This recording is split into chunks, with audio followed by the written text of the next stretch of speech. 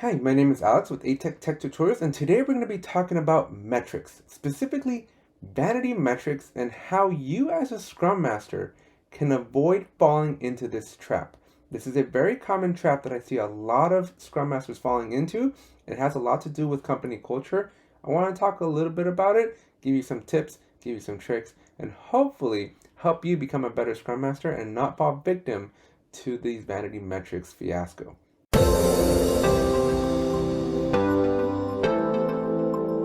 If you haven't already, please consider subscribing, drop a like if you get value out of this video, and if you have any questions, comments, or concerns, or opinions, thoughts that you want to share, let me know down below in the comments section below.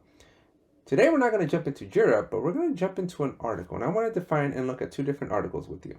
Okay, so the first thing is I want to define vanity metrics. This is something that I just threw out right now, and maybe you've heard about it, maybe you haven't, and so I want to make sure that you understand what we're talking about, just so that the rest of this video makes sense. So the first thing is, what's a vanity metric? So vanity metrics are metrics that make you look good to others, but do not help you understand your own performance in a way that informs future strategies. And so vanity metrics are not good. You don't want vanity metrics. You want metrics that are meaningful, metrics that actually help you measure output.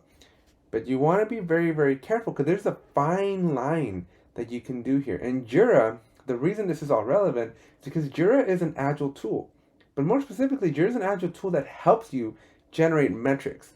And I've seen over my last 6-year career using Jira, I've seen teams misuse the tool. Specifically, I've seen Scrum Masters under pressure from leadership, stakeholders, executives, misuse the tool and essentially hurt the team more than they actually help. And the reason that these teams are hurting is because we fall victim to these vanity metrics. And so I want to talk a little bit more about it from a different article that I also found. And so this article here it's titled 9 Pitfalls of Using Agile Tools. And I recommend you read this article, the entire article. I'll drop the link in the description of this video. But I really want to focus on number 3 because when I was reading number 3 here, really resonated with me. Okay, and so we're talking about as an agile tool, you can focus on the wrong things. Okay, and this is really, really important. This is something I really want to talk about because again, it resonated when I saw it. And so I'm going to focus on this paragraph here where it says, I witnessed an organization that each morning sent out emails with personal burn down charts that went to the managers of all team members. The reports highlighted any variance between planned worked hours and actual work by person for the previous day. As with all metrics, the focus should be on personal burn down charts led to significant gaming and behaviors which resulted or eliminated the variance, right? So what this basically means is the burn down became a vanity metric. And the reason that is because the team knew that they needed to maintain a certain trend, right? They knew that they were being measured, graded. Most of the times I've seen companies that actually tie your performance reviews, like your actual payments and bonuses and things of that nature, these metrics that become vanity metrics. And I want to really caution you against that, right? I want you to be careful, especially if you're a new Scrum Master, where it can be easy to just do the thing that your boss says because it's an authoritative thing and stuff like that, right? But you want to be very careful. When your metrics start becoming a compliance, you will lose. Your team will suffer significantly because your team at that point is just now going through the motions. They're using Jira, the tool, whatever tool you're in, they're going to use it just for the sake of doing it because it's a requirement for their job, not because it's something that's helping them collaborate and be a better team. Okay? And with the world of software, specifically in software development, especially when you have a metric like this where you're measuring personal performance, right? Your team cannot estimate software. It is impossible to estimate software accurately. I challenge you to find me a data that actually proves a significant case study where teams have been able to estimate software. It is really, really challenging, and it is a really hard thing because software is not like building a bridge or a car or a plane. Software is a research project, and the architecture, the way computers work and the way the software, your code at the machine layer interacts with the tool and the way memory is managed and the way things jump around, it can be very, very tricky to find how and when something's going to get done when you don't even understand what it is you're building, right? And so when you do metrics like this, when you cause your teams to essentially predict everything in the most accurate way possible because their job is on the line, right? As expected, team members burn through the hours without regard for the desired outputs, or more significantly, the outcomes, right? Which basically means the teams are just going to comply and they're gonna make the metric look good, but deep down, it's going to be hurting.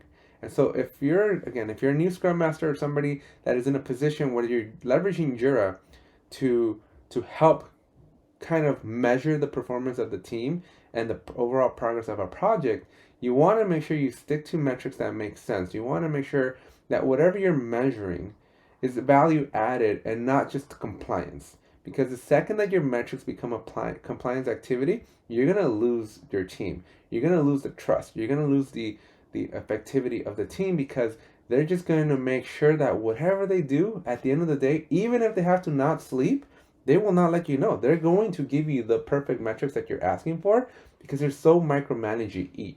And so avoid doing this at all costs, especially if you want a high performance team. Instead, embrace Agile, embrace the concepts of Scrum, and give that team autonomy. Give them the trust and watch what they can do.